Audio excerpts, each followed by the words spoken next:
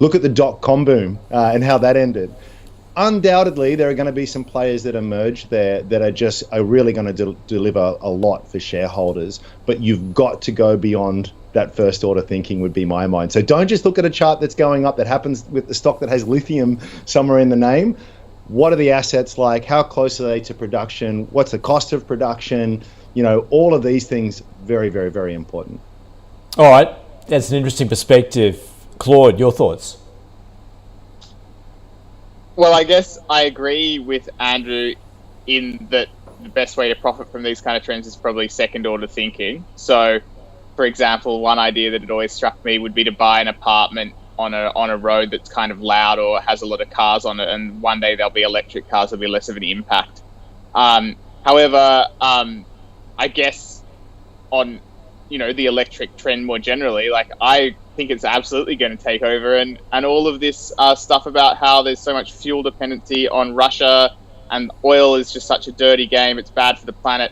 We're definitely going to move really quickly towards electric vehicles, because what happens is you sort of reach this critical mass of tipping point where the infrastructure is all there. Like, people have a power point in their yard, next to where they'd park their car. Like, we were considering getting an electric vehicle ourselves, and that's one of the things you think about is, where am I going to charge it from? So I think that we haven't really reached that tipping point yet in Australia, but there are other societies that are sort of arguably already past that tipping point, and I think that there's going to be a big change once we get to that tipping point, but we're not there yet.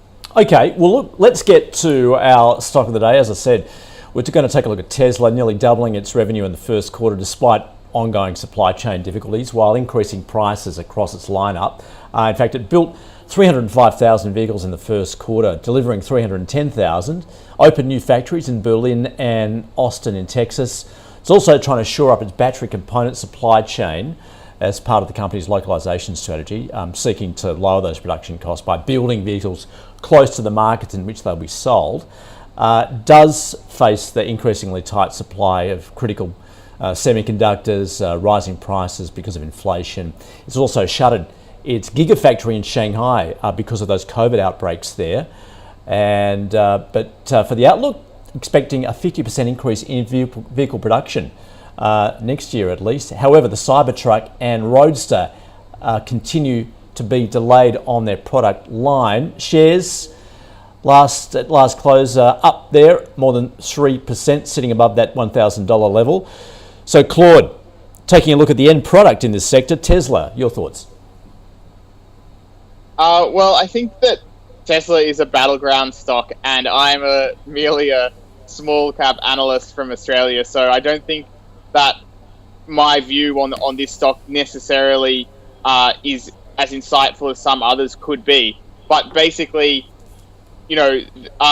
Tesla on the one side has genuinely a profitable business, and it's defied a lot of hate, like a lot of people that have been saying, oh, this is going to crash and burn many, many times. And I think what those people have missed is that there's going to be, for a really long time, ready access to capital for Tesla. That's because many people believe that the way to play in this space is to own a good brand, to own innovation, to own know-how, because all of these things contribute into a competitive moat that arguably is going to allow Tesla to increase its profits for very, very many years to come, and it will be very hard for somebody else to catch up with them on some of their technological feats.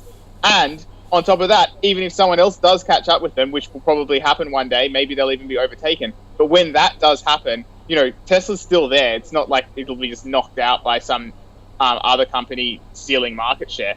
So basically, I agree with those people that, Tesla is an interesting stock for sure. I guess on the other hand, you have people saying, look, it's an interesting stock, but it's priced completely crazily. It can't grow into its valuation.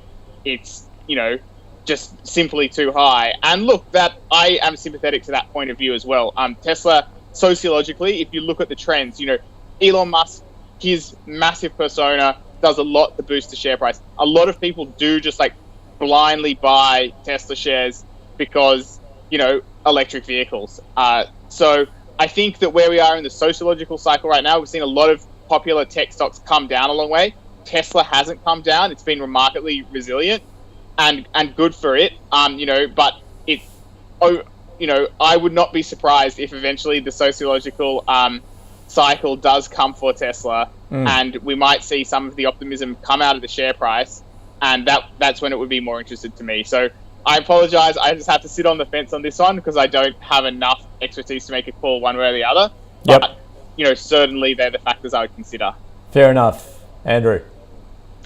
This is a very dangerous company to start with, Andrew, because we could talk about this for an hour. Yeah. But, it's defied all of the critics. It's a phenomenal business. It's the only game in town when it comes to electric vehicles. If you want an EV, what are you going to get, right? It's the iPhone of electric vehicles.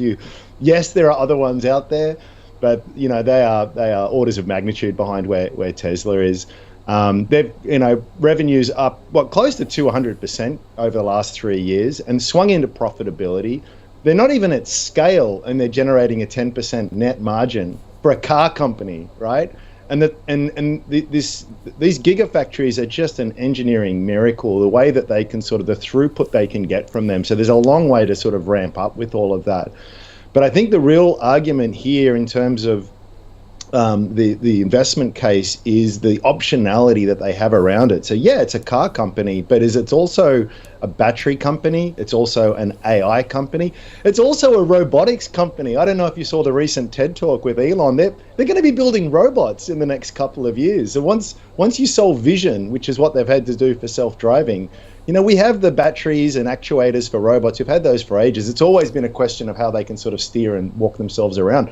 They're doing that. And he's actually sort of put out a time frame, take this with a grain of salt, but it's sort of 5 to 10 years. We could have these in our homes for the price of a mid-price sedan. So it's wild. And yeah, Claude's right. This is a $1 trillion company. It's on 18 times sales on a trailing 12-month basis. That is eye-watering. But I wouldn't bet against it. So I'm like Claude. I don't know it well enough to sort of say definitely buy, definitely sell. But I think anyone who's got a bit of money in there, I'd be loath to get rid of it just because the optionality is so massive. And yeah, it's an exciting time for the company. All right, I'm taking that as a hold then.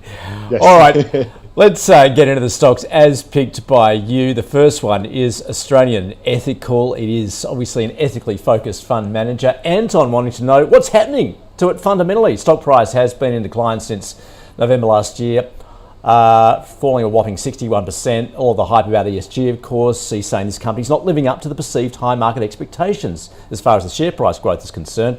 Something's wrong. He wants to know what it is. Andrew. Anton, the market is there to serve. It's not there to inform.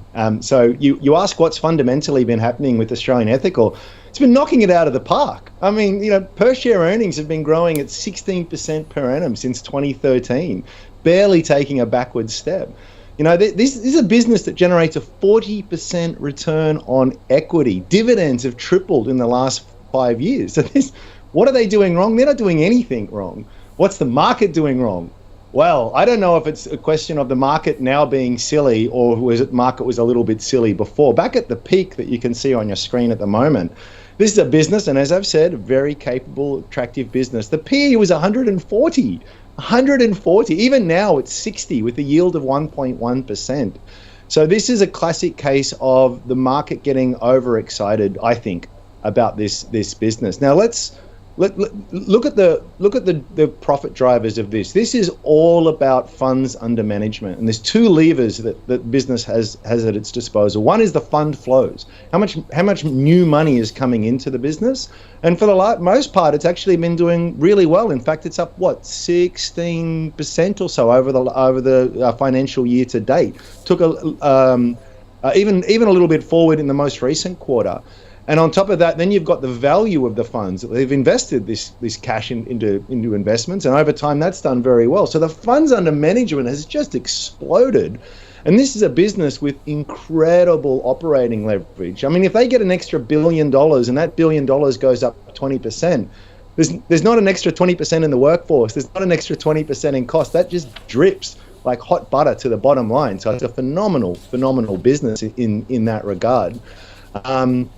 And it's, so I think that's what's sort of happened here. And it's another really good example of just piling into something because it's got a good story and the share price is going up. People get burnt that way.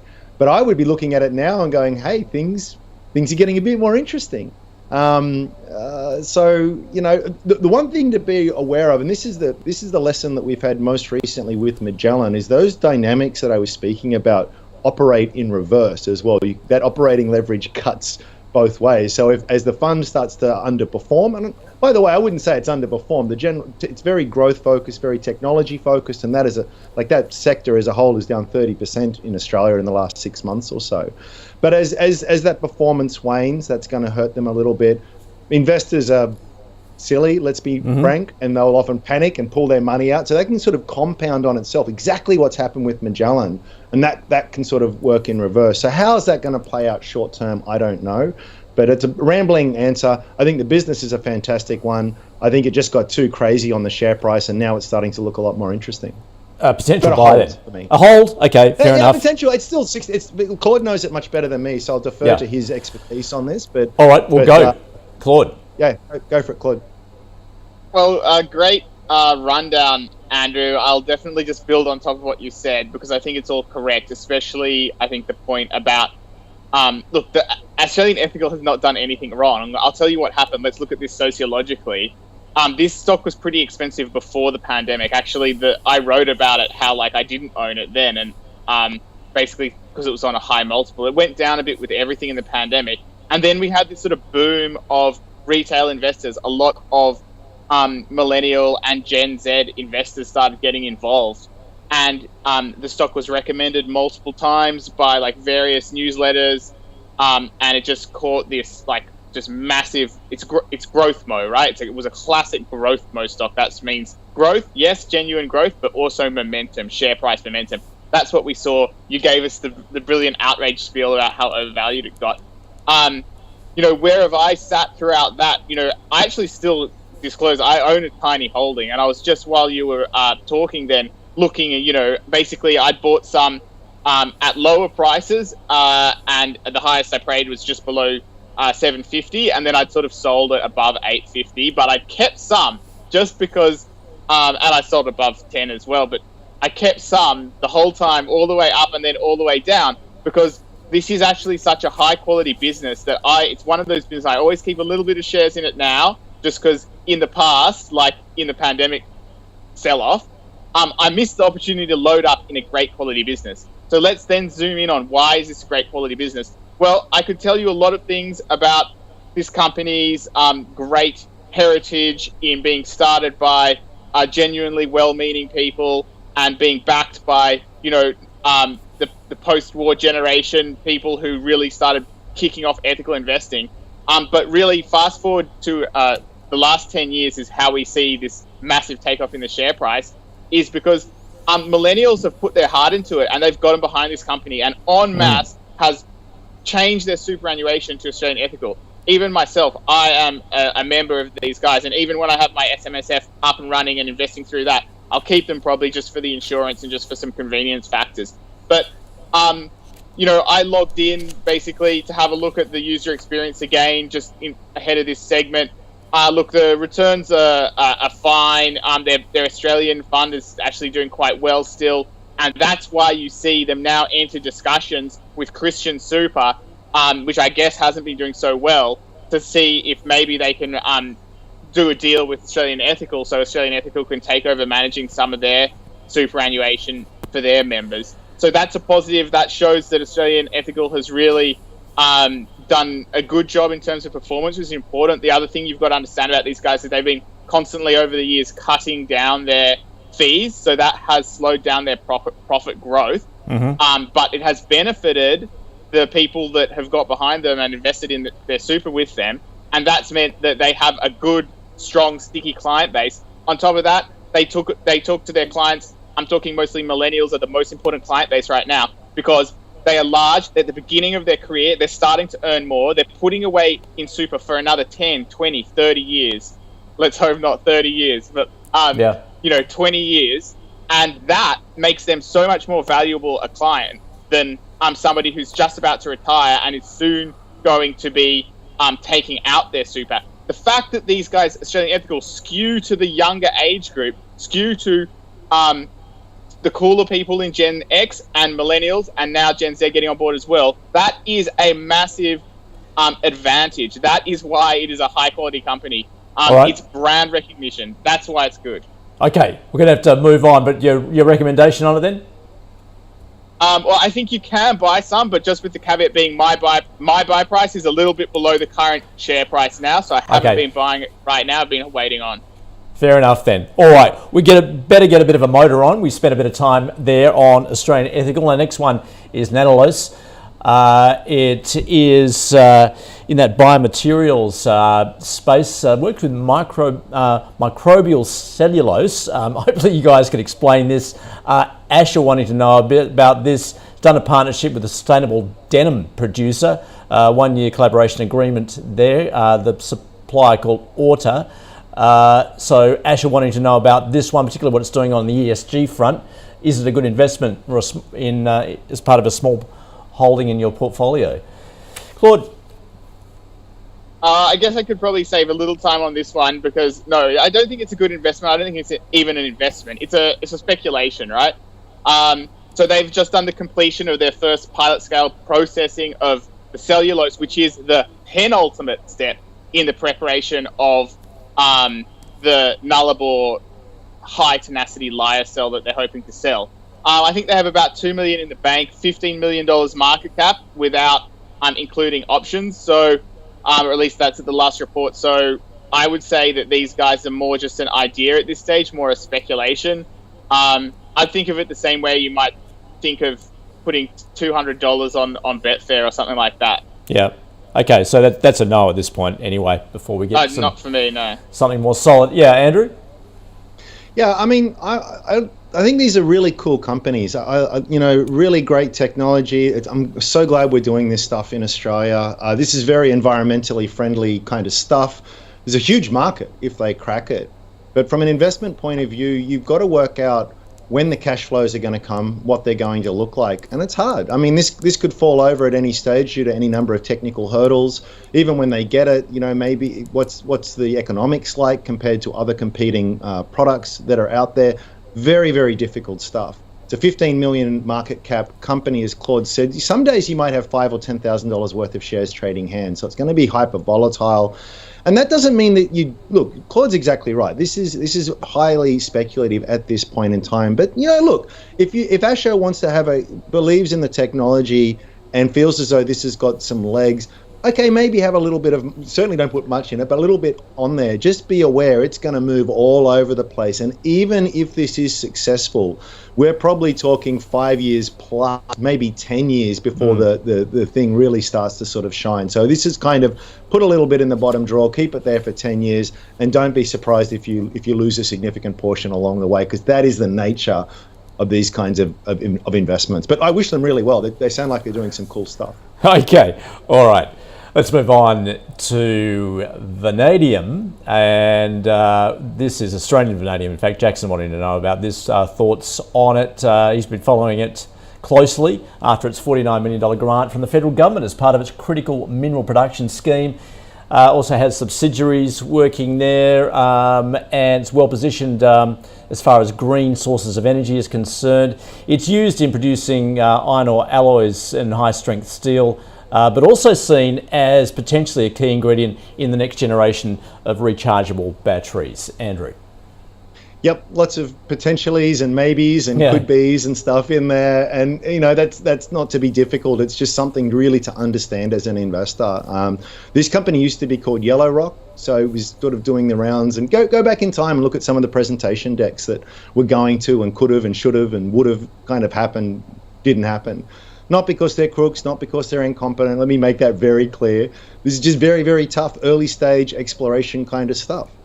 So these guys have got a really cool project. There's 240 million tons of vanadium under the ground. That's a lot of vanadium and potentially a lot of use for it. But they've still got to get engineering feasibility done, the approval. Then they've got to find the funding to build it. Then they've got to actually build the damn thing.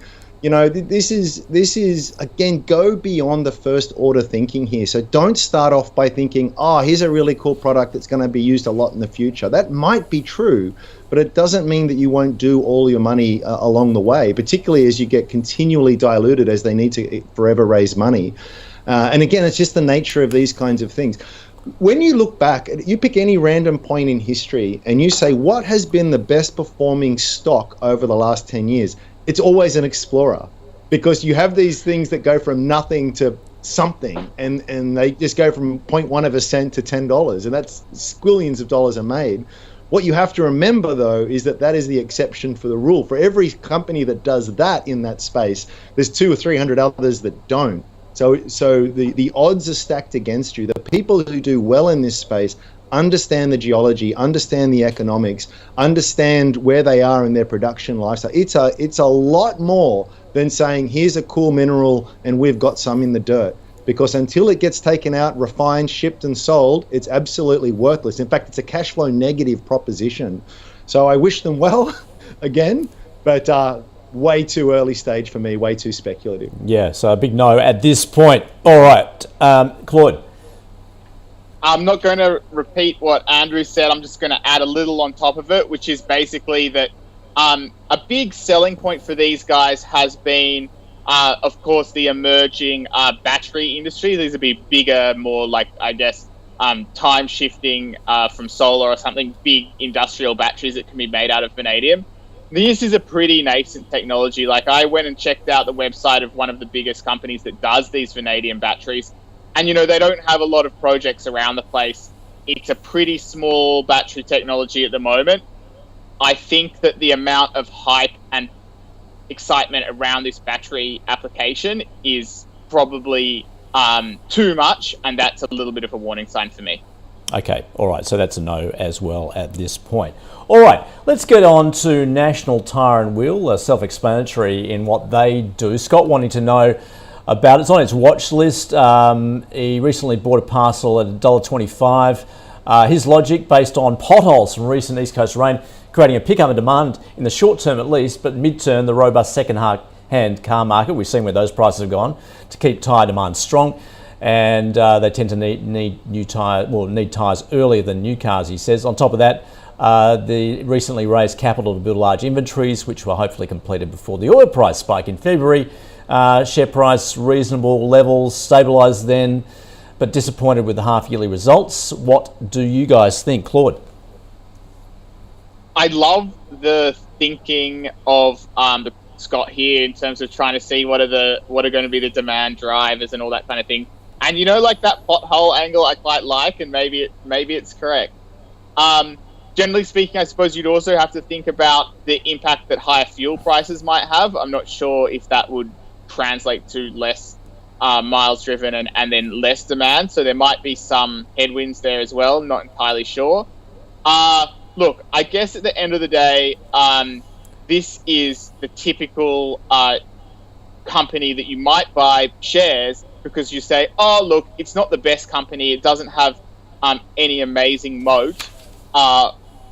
And it doesn't have pricing power. I think maybe another concern is that it's capital intensive, which is never great during an inflationary environment. You want to avoid that because increasing costs means the amount of money you have to have stored in your working capital is higher and higher.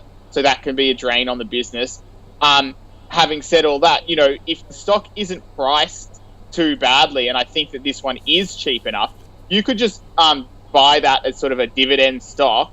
And I think it's sort of reasonable to do so. Now, this is a tough one for me. You know, the trailing yield is like 6.6 dividend yield, right? That's the trailing yield. Of course, profits can go down. That's not guaranteed to stay up there. But, you know, even if it goes down to 4% and then bounces back up to 5%, their acquisition strategy should lead to higher dividends over time as they roll up. The other thing is there's a distribution network element to this business. So you'd hope that they do find some synergies and greater operating efficiencies as they do buy more companies and roll up like that.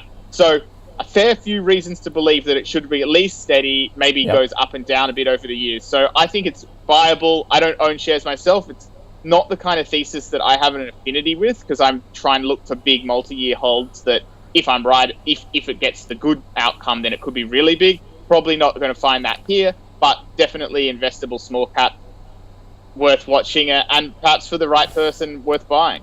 Okay, so potential buy then. I'll take that. Andrew? Yeah, so I did a bit of reading this morning before coming on the show, and after doing that, I sent an email off to the company to see if the CEO would like to come and speak to our members, because I think it does look pretty interesting. Everything Claude said is spot on. It's not a sexy company. They're not making robots and electric vehicles and the rest of it, but they're getting it done. You know, since 2018, the revenues have been growing at 28% per annum, EBITDA at 17%. Yes, acquisitions have been a big part of that, but the capital seems to be managed really well. It was really fascinating what Scott was saying there in terms of what he's looking at. I think they're all really interesting factors. But for me, I think what's more, if you are a long-term investor like me, I think these are all transitory factors, you know, potholes and supply chains and FX rates. And do they matter? Yes, they do. But if you want to have something that you can hold for a multi-year period and do well as the business sort of matures, they're kind of very secondary, tertiary kind of factors here. So it feels like they've got a good, strong management team, a decent business model, proven growth. And the big thing here, as Claude rightly touched on, is that this is just dirt cheap. It's PE of 13. You're going to get a 6.6% fully frank yield on the numbers that I've got here. So, you know, bear in mind it's capital intensive, very low net margins. I think 2.5% net margins. So this is a volume game, and as a consequence of that, you will probably see a bit of lumpiness because of short-term factors having a bit of an impact. But yeah, I think it looks really interesting. I tend to need to do a lot of work on something before buying it, but from what I've looked at, I would put it as a tentative buy, because it just looks like a real decent business that's making money and is really cheap. Okay, well that sounds pretty similar to Claude's recommendation on the stock. All right, let's move on then to our fifth stock, and that would be Ambertech, Amber Technologies. It's a distributor of high-tech equipment solutions for professional broadcast and film and the like. Philip's saying he's been trimming his position, bought in because he thought it was undervalued, which he thinks it still is, but perhaps the market knows about it now and not sure how much upside is left. COVID spending honeymoon, he's saying, is over. And there are increases of costs, of course, where inflation is going, plus supply delays at the same time. So is it a good time to sell, even when it's still on a long-term uptrend? Andrew? Well, it's an interesting way that Philip's phrased that. He says, I think it's really cheap, but maybe I should sell. Now, different people approach the market in different ways, and maybe that makes a lot of sense for Philip. For my way of thinking, it doesn't. If it's cheap and you like the business, buy it. Why would you sell it? maybe there's a better opportunity cost is probably the best reason. You know, you've just found a far more compelling opportunity and you need to free up some cash, in which case that makes perfect sense. But if all of the above is true, for goodness sakes, hang on to it. The PE is 8, fully franked yield of 8%. So yeah, I can kind of see that. Now, I'm not familiar with the business, but with a bit of reading this morning, you know, importer, distributor of AV equipment. Yep, that's been knocked around quite a bit with COVID, and the rest of it. There's going to be FX impacts. There's going to be supply chain impacts. There's going to be all of that stuff. The professional segment is going to be very lumpy. You're going to get big contracts every now and again. Here's an interesting case in point, Andrew. I did a little bit of reading, and it turns out that they fitted out the studio there in Barangaroo. Well, they at least supplied a lot of the equipment that we are using right now. Yeah, right. So maybe we should ask you guys what the service is like and what the experience was like. But the thing is, it's interesting, right? Like, how often does an ausbiz come along, and how often do you cycle out your gear? Not that often, I'd imagine. So probably pretty lumpy in that segment. So it's not no insult intended, but it's probably not what I would consider a very, very high quality business, but a decent business, ostensibly pretty cheap, pretty illiquid, pretty lumpy. I would argue that for me, there's better opportunities elsewhere. But in terms of Philip's case, he seems to know it quite well and thinks it's cheap. Unless you've got a better opportunity, I'd continue to hold it. Just hold it. Yep. Why not? Yep. Okay, Claude. Well, I don't know what Andrew's going to think of my little story here, because I actually did buy and then sell Ambertech, and did talk to you guys about the fit out, and actually the my sort of holding revolved around this sort of bumper year that Ambertech had. So actually, you can go and see on the Rich Life website, and you find my writing about Ambertech. You can also search Ambertech in ausbiz and find what I said about that in the past, because I explained the same thing, which is basically I had a thesis which was around in May 21. Basically, the company was just super cheap based on what they were forecasting in terms of their next earnings. So I was going to say it's going to look super cheap on a dividend, super cheap on a PE after those 2021 results. So I bought in May and basically sold the bulk of my holding, and it was all out by the end of August after the thesis played out after the FY 2022 results. I didn't quite get the top there. You know, it went up to even, I think, 40 cents and above. I think the highest I sold was 34 cents. Which is more or less where it is today, right? So that behavior actually is the best illustration I can give of actually how I feel about this kind of business, because I have a slightly different take than Andrew Page. I say, yeah, look, you can hold it, and it should be a good dividend stock. It'll probably go up and down. For example, in its most recent set of results, I think revenue was roughly flat, but profit was actually down. That's generally not the kind of business I invest in.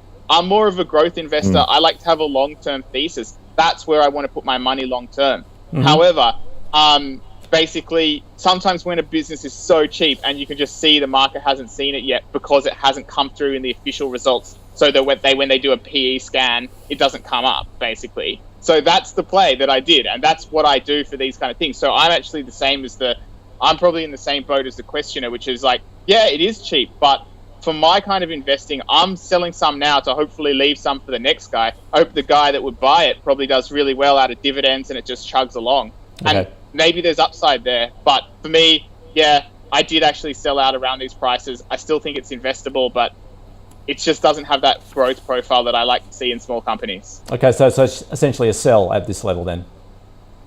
Yeah, probably, but also not saying it's terrible. Like, there are some other companies we talk about that have potentially get back in prospects. Okay, fair enough. Yeah, this is a decent company.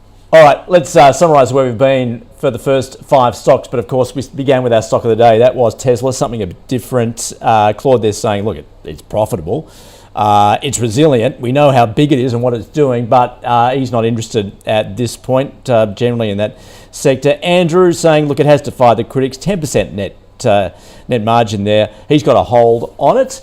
To the ones picked by you, Australian Ethical, Andrew's saying, look, it's not doing anything wrong. That was the question by Anton, who suggested it, wondering what's going on with its price. He's got a hold on it. Claude has a buy on it, saying it was expensive, less so now. All right, Nanollose, Claude and Andrew both saying, look, it's purely speculative at this stage. Claude has a no. Andrew's saying, yeah, perhaps a little nibble at it.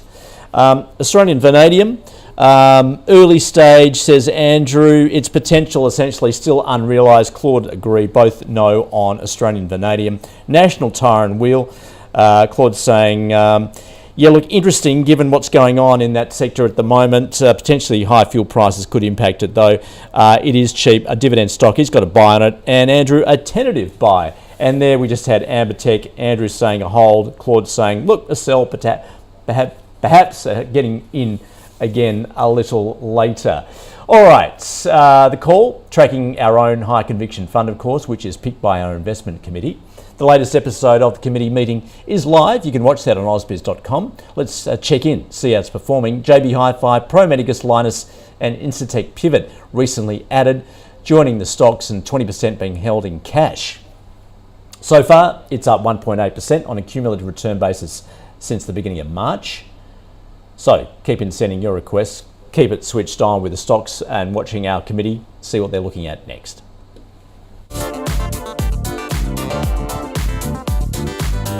Grab a beer, grab a glass of wine, because this is where we just gossip. It has been easy to get this bull market wrong. Cheers to you. Have a great weekend, everyone.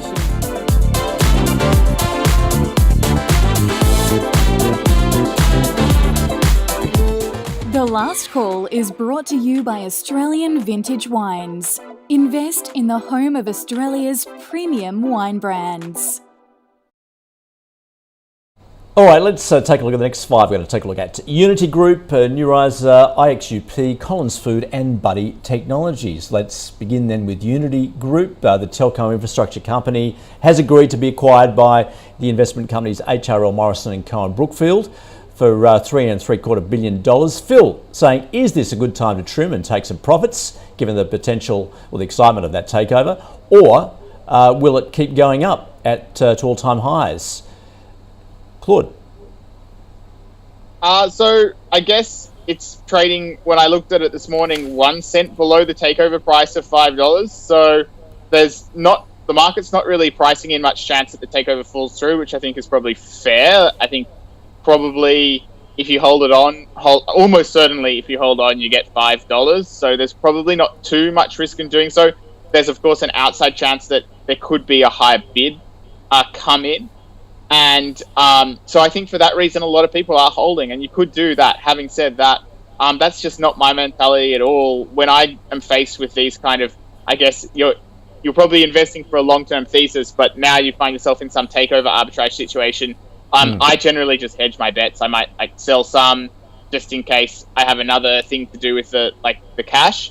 I guess it comes down to how badly do you need the cash. There's probably not that much upside in holding. But it's always possible, so I wouldn't be in a rush to sell either. Okay, I can understand that strategy. Andrew? Yeah, it's exactly right. I mean, the nature of... I had all this stuff prepared to say on the business, but it's kind of a moot point at this stage. The question now is there going to be a higher takeover offer? And I don't know. Let's say that there is. How much upside is there going to be in that new takeover? Let's say the takeover falls through. Potentially that happens. Well, we saw where the share price was before this bidding war sort of took place. Maybe it's going to go straight back down to there again. So you have this, whenever I'm investing, I'm looking for asymmetry. I want something which has a lot more upside than downside. Let's face it, even if I'm a good investor, I'm going to make a lot of mistakes, probably 4 times out of 10 at least, right? So you need to have that. So people who are going to buy this now or continue to hold to make a 0.02% return, potentially, and then have to wait for them, God knows how long, a few months before you actually get your money and all the rest of it, and risk, a bit of downside if it falls through. Take the money, bird in the hand, sell it on market. There's a 2-day settlement on the ASX. You'll get your cash in a couple of days. Go invest it somewhere else. Sure. Maybe you'll kick yourself if a $5.50 bid comes through, but it's perfect is the enemy of good when it comes to investing. Don't get greedy. All right, let's move on to NeuRizer. Now, Ella wanting to know about this. It is Australia's first carbon neutral producer of urea fertiliser. And Andrew, of course, fertiliser, we know where those prices are going. So how well placed is NeuRizer? Well, I correct you a little bit there. It's not a producer yet. It hopes to be a producer. And this is it comes back to this first level, second level thinking that Howard Marks is so fond of talking about. It's sort of, you can absolutely see what investors are saying. Do we need more and more nitrogen-based fertilizer in the form of urea? Yeah, absolutely we do. Is it going to be in demand for a long time? Yes. Our price is likely to go up? Yes. Yes, a million times yes. But they've actually got to get this stuff out of the ground, and they've got to start producing it. And again, that takes a long time. They've never made any money. They've been burning through $13 million a year. It was formerly called Lee Creek Resources, and ongoing dilutions. And it's a gunner company. We're gonna do this, and it's just always around the corner. So look, maybe maybe Ella's done a huge amount of due diligence and has a great deal of insight into the timing of all of this kind of stuff. And if so, you don't need me to tell you what to do. If you haven't, then I would just caution you that these things more often than not don't work out. And when they do, they cost. It's like putting a new kitchen in your house or a renovation. It always takes longer and costs twice as much as you think. Same with these kinds of developments. So it's a pass for me. Okay, that's a big no. Claude? Yeah, so basically this is a gunner company that's trying to capitalize on the genuinely terrible situation that Australia finds itself in with the closure of one of our our only nitrogen fertilizer and urea manufacturing plant in Gibson Island. And honestly, I wouldn't even be against the government just throwing money at this and trying to get projects like this up off the ground. But absent that kind of thing happening, that just because like Australia needs this kind of thing doesn't mean that it's going to be immediately profitable to do it. You have to have the framework in place, and you have to have the funding in place, and you have to have all of these things. And that just takes time. So I guess from the fundamental perspective, I feel like it's a sort of strong avoid. However, this is on point in terms of the narrative, right? So if you're looking at this as sort of like a speculation of what's going to get more attention and hype and stuff like that in the next 6 months or 3 months or something, then yeah, I guess as a trading speculation kind of thing, I think this story would gain more traction because it seriously is a problem. I mean, I think Andrew Forrest, the Fortescue Future Industries guys are talking about trying to do hydrogen power, reignition of the Gibson Island plant with instant pivot. So I would hope that actually gets off the ground as well. But both of these are kind of like a bit pie in the sky right now. Australia does need something, but look, it's just a speculation as well. Does that also feed into that? Obviously, we had that problem with AdBlue, which goes into diesel fuel to cut the pollutants. Is that this would be part of that ingredient, wouldn't it? Yeah. Yeah. So the urea is needed for the AdBlue. So this would be good for a stock I do hold shares in, which is DGL, which also needs to get urea. So basically, Australia has an issue with it should have its basic chemicals that we need and fertilizer and all that sort of stuff. We should just, as a national sovereignty security thing, we should have that. I hope that after the election, whichever government gets in, they actually start to address this kind of problem, because you do need to have some state intervention in your economy to make sure that you're a firm and strong country. Yeah, but that doesn't, again, it's out of left field for this company. Who knows if they'll get blessed by government largesse or not. Well, particularly acute, obviously, given what's going on with Ukraine and how that's impacting global supplies as such. All right, let's move on to IXUP. Evan wanting to know about this. It is data software company, secure information encryption technology. Wanting to know Claude's opinion in particular about this. Yeah, right. So I did have a look at this one. I've looked at it in the past. I think that basically this is a company that, even though I could see it potentially one day being able to succeed in somehow monetizing data in various ways, I don't think it has a clear enough business plan. For example, its cost of sales in the last half actually exceeded its revenues, and its receipts from customers were even lower than the revenues. So what that's telling you is that this is a working capital intensive kind of business that's trying to get off the ground. They have to spend money before they're even making money. They had an operating cash outflow of $6 million in the last half, and that's before you even include the investing cash outflow. And, again, got to bring you back to this 400K in revenue. Now, look, that is a lot higher than the prior corresponding period, but it's just, we don't have a viable business here at this point in time, which means that the share price basically trades on speculation narrative in I guess, the tech big data space. Now, let me tell you, as I was talking about before with Australian Ethical, growth mode stocks have been hit high, right? That's growing momentum stocks. Well, these kind of businesses are like just story growth mode stocks. They get hit even harder than the actual genuinely growing profitable businesses that have a strong balance sheet, and they're going to definitely be there on the other side of the cycle. These guys are not necessarily in that category. They're spending a lot of money. They do have plenty of cash in the bank now. So I would say sit back, wait, see what they do over the next year, see if they can commercialize, and then make a decision about whether it actually looks worthwhile. Until that, I'll just wait. There's no way I'd own it right now, because you never know when the sliding share price will actually find a bottom. Okay, Andrew, do you wait or just ignore it completely? Yeah, look, I'll broaden it out rather than sort of, these themes come up a few times today. So I think a good model for investors to keep in their head is one of expected value here. So when you get in a very early stage business like this and you get it right, the upside is massive. But the odds of it getting right are probably pretty small at this stage. So you sort of multiply those two numbers together, and potentially if the loss is 100%, it could end up being what they call a negative expected value. And Claude's just hit the nail on the head there. It's like you can still make a lot of money by being quote unquote late. So the way that I look, each to their own, but the way that I would tend to play it is wait until the technology gets proven out. Wait until they start getting some good customers. Wait till they start some traction and momentum in revenue. Even before it's plenty of companies that I invest in that are not profitable, but there's good sales momentum there, you know. And does that mean that I would have made as much money if I got in much earlier? No, but I'm now getting in with still a decent upside.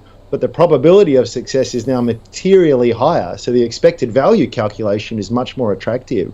So, you know, don't feel as though being too early sometimes is indistinguishable from being wrong, but being, you know, you don't have to. You can do incredibly well by investing much later, but with much greater certainty. My way of thinking. Yep, both got a weight then on IXUP. All right, let's get into food. Collins Food, in fact, Nate wanted to know about this. It is the company behind KFC and Taco Bell, fast food, essentially. Interesting to see where it's gone. Its share price has come off significantly. Andrew, how are you looking at this, I guess, particularly given the broader macro picture at the moment? Yeah, look, so KFC been around forever. It'll be around for a long time. I'm not a fan personally of the Dirty Bird, but a lot of people are. The thing is that the organic same-store growth for these kinds of businesses don't tend to be that attractive, you know, so they're okay. So where's the growth sort of come from? Well, in the case of Collins Food lately, it's more in the expansion of new stores, particularly in Europe, Netherlands and Germany. Taco Bell here in Australia as well. So that's where the growth kind of comes from. They've actually got a pretty decent history in terms of what they've managed to do in terms of their earnings, but the market's sort of looking towards this expansion strategy, and they've kind of factored in a bit of growth. It's, as I say, for a business that organically on a same-store basis doesn't really grow that much. It's on a P of 26 or so. So there's a little bit of expectation that this rollout of particularly Taco Bell and the European KFC shops are going to go okay, and maybe they will. But I feel as though it's kind of, there's that asymmetry that I was talking of before isn't quite there for me. I've had the pleasure of having Taco Bell previously. I wasn't a fan. I don't know how well it'll take off. They're competing against the likes of Guzman and Gomez and, you know, much higher sort of quality, sort of QSR restaurants. I don't know. It's kind of, I think a lot of we as investors, and I know what it's like, Andrew, because I have hosted the show before, and it's really annoying when the guests say, oh, it depends and maybe and buts, and all you want is a buy, sell or hold. But I'm going to give you it depends. And for me, I would also say that as an investor, for anyone watching, you've really got to be comfortable with just saying, I don't know. It's a bit, you know, you'll find a lot of stuff in the too hard basket. It's kind of in the too hard basket for me. So on that basis, it's a pass. Yeah, it's a no. Okay, Claude? Yeah, so this is, you know, basically just a, from my perspective, it's just a basic decent dividend stock, right? That's why you own it, not because it's like going to be some amazing KFC is going to take over the world from here story. I don't think that's the case, but I think that this business will probably be continually profitable, maybe able to go up and down with the cycles a bit, maybe able to expand a little bit over time, but not in any massive way. Of course, for this kind of business, when you're trying to grow by literally opening more stores, it gets harder. Like, you know, when you have 100 stores, 10 stores is 10% of your network. When you have 1,000, it's only 1%. Okay, so there's diminishing growth prospects for this kind of business. So the 2-ish% dividend yield is not particularly attractive to me. I refer back to 28th of May 2021 when I was on the call and the share price was $12.50, and I said it was pretty fully priced for a franchise company. Even though it's come down a little bit, I still think that's the case. My main reservation is that when I look at the analyst forecasts out into the future in the next few years, they look too bullish to me. So I just think, oh, well, this is okay company trading pretty fully priced, and I think the expectations of its growth are a little bit too high. So then that puts my opinion of it a little bit to the negative. Okay, that's a no then also. Okay, let's wrap it up with Buddy Technologies. Now, this is a bit of an unusual one to finish with because John wanted to know about this. It has been suspended from the ASX until further notice. Receivers had been appointed to administer it. It's an Internet of Things company. They're going to look for offers and seek those interested parties by the week starting May second. So, Claude, what do you make of this one then? Well, so this one's just a cautionary tale, basically. I don't know if we've got the 5-year share price chart. That'd be good to have. But basically, there we go. That is what is, there's all sorts of names for that kind of chart, but that's what you're trying to avoid as an investor, because basically now it's gone to zero, right? So every single person, every single guy on Hot Copper who's like super excited about the Internet of Things is a mega trend. Oh, I got a mega trend. Oh, Buddy Technology says it's doing the mega trend. Oh, onto a winner. The CEO had really great outreach to shareholders. They had all these conference calls with shareholders and webinars and stuff like that. If I recall correctly, I can't remember the amount, but I'm sure that directors sold shares in Buddy Technologies when it was like quite a high share price, certainly much higher than the sort of effective zero it is today. So they were, it was just a terrible thing. And they had so many warning signs that it was just all hype and there was never going to be profitable. And look, this is what happens in the end. So it's a good thing to remember. Just don't know what you're doing with the narrative. And the people that really get hurt from this kind of thing is somebody who truly believes, oh, this is the be all and end all, it must succeed. And then they keep on buying on the way down. Everybody lost. If you ever believed in it and just held, you lose out. This is what happens when there's too much promotions of a stock. It gets way higher than it could possibly be worth. So you have to be careful in small caps. Yeah, be careful. I guess easy to be wise in retrospect, of course. But Andrew, what's your view of it? Yeah, Claude's nailed it. I mean, we've been talking a bit about this today. People with these big ideas, big trends, and they're all true. They're all true, but execution is another thing. And it doesn't mean that even if a trend is real, doesn't mean that definitely not every single player in that space is going to do well. The other thing that I'll just touch on there is that value, so many value traps for these kinds of things. So it sort of goes to these stratospheric highs and then it drops 20%. You go, well, now it's cheap, I'll buy it. It drops another 20%. At any point the loss was 100%. Doesn't matter how much it's fallen, if there's no real business there and it's not viable and they can't secure new funding, the loss is 100%. So sometimes it's just a matter of throwing good money after bad, and it takes a huge amount of discipline, but all the best investors I know are very, very comfortable with saying, yes, I was wrong, because let's be honest, we're all going to be wrong often. And when that happens, walk away. You don't have to make your money back in the stock that lost it. Yep. Okay. That is Buddy Technologies, or perhaps it was. All right, let's summarise where we've been for the second half of the show. We began with Uniti Group there. Claude's saying he's got a hold on it, in fact, because it's got this takeover offer on the table, and he's saying probably best to sell some now. Andrew's saying, look, it could fall through, but he would basically, don't get greedy, saying sell it at these levels. NeuRizer, in terms of urea, trying to produce urea, hasn't got there yet. Not making any money, so it's a no from both. Claude referring to it as a gunner company, going to do it. IXUP, Claude's saying not a clear business plan there. Wait. Andrew also advises to wait until its technology is proven there. Collins Food, talking about KFC and Taco Bell and the like. Yep, it is lunchtime. It depends, says Andrew. Don't know, so no. And Claude's saying, look, a decent dividend stock, but essentially no, for much the same reason there. And finally, Buddy Technologies, bit of a moot point really, because it has been suspended. A cautionary tale, says Andrew, and Claude agrees. And on that note, cautionary tale. It's always to be wise, isn't it? As you made that point very clear. Andrew, thanks for joining us from Strawman, and Claude from A Rich Life. Thanks for having me. Good one, guys. All right, that is our show for today. Any stocks you'd like us to cover, flick us an email, thecall@ausbiz.com.au, or you can tweet us at ausbiztv. A reminder, you can find those stocks we have in the calls portfolio. Head to ausbiz.co/portfolio. And stay with us. Coming up next on Small Caps, we'll be chatting with Expon Technologies Chief Executive Matt Foreman after releasing its third quarter results. The company IPO'd late last year and is now reporting a gross profit of $2 million, up 145%. So we'll check in with him. Stay with us.